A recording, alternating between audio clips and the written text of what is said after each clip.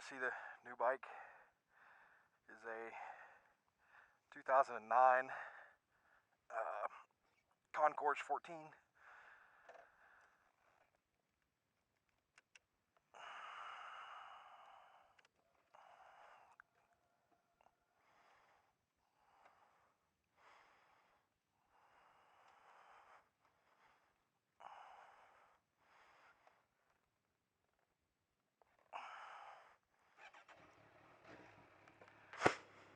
As you can see, it is kind of a dark burgundy red.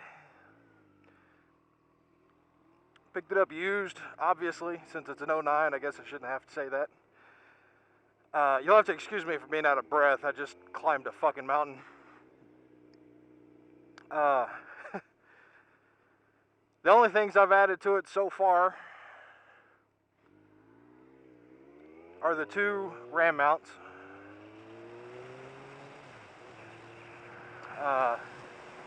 It's got bar risers already in it. It's got a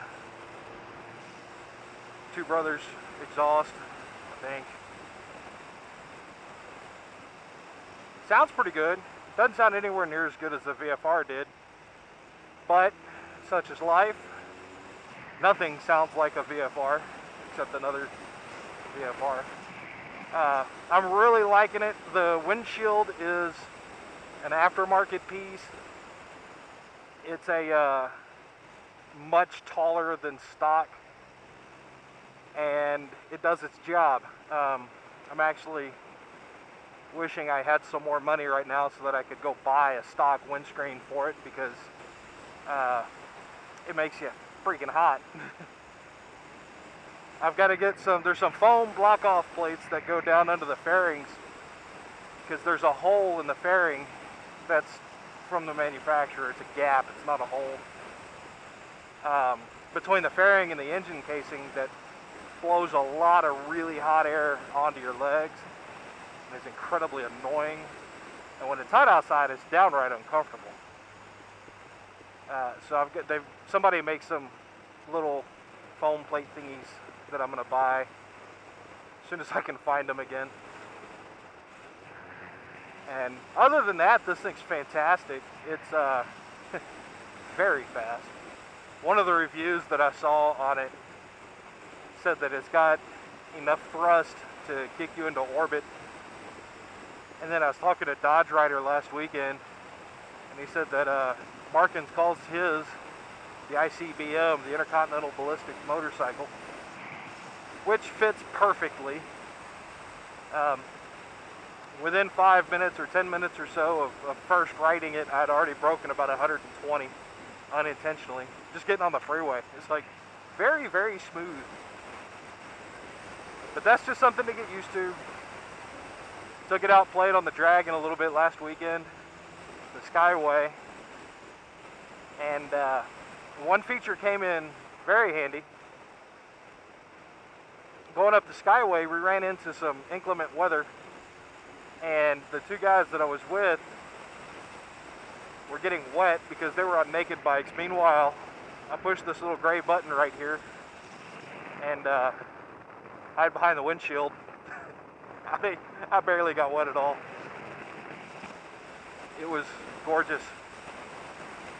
Other than that, the only other real problem I had is because it is very fast, relatively quiet, and incredibly smooth. And Dodge Rider can attest to all of this. I found myself coming into corners way fast on multiple occasions for the first half of the ride. It wasn't until I got a better feel for it that I was able to kind of rein it in a little bit and get it to where I wanted it to be. But that's one of the reasons why I was hesitant to do any videos on it initially. I've had it for a couple of weeks now. Is you need to get to know it before you start trying to do videos, because this takes a certain amount of concentration away from actually writing.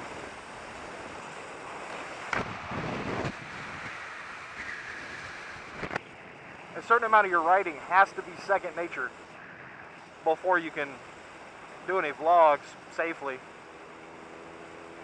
because it does distract you. So I kind of need to know where some of my shift points are and how well the brakes work, you know, before even thinking about doing any videos.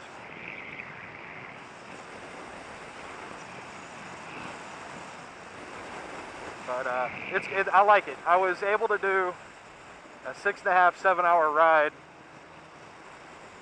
going out to the Dragon. I went basically almost all the way to South Carolina first, and then turned around and headed north up to Deals Gap.